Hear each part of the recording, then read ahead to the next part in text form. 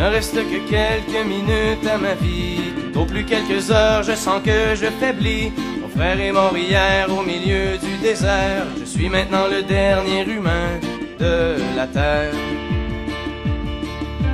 On m'a décrit jadis quand j'étais un enfant ce qu'avait l'air le monde il y a très très longtemps, quand vivaient les parents de mon arrière-grand-père et qu'il tombait encore de la neige en hiver. En ces temps on vivait au rythme des saisons et la fin des étés apportait la moisson. Une eau pure et limpide coulait dans les ruisseaux où venaient s'abreuver chevreuils, orignaux.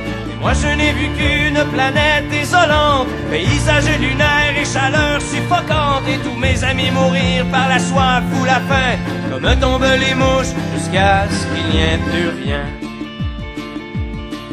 Plus rien. Plus rien.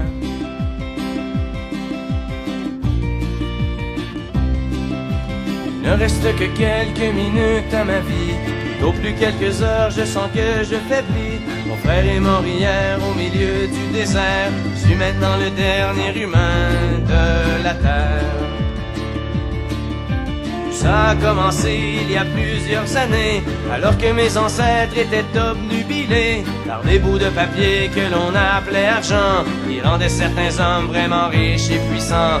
Ces nouveaux dieux ne reculant devant rien, étaient prêts à tout pour arriver à leur fin. Pour s'enrichir encore, ils ont rasé la terre, pollué l'air ambiant et tari les rivières.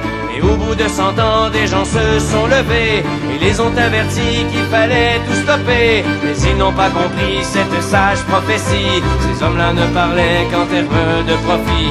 C'est des années plus tard qu'ils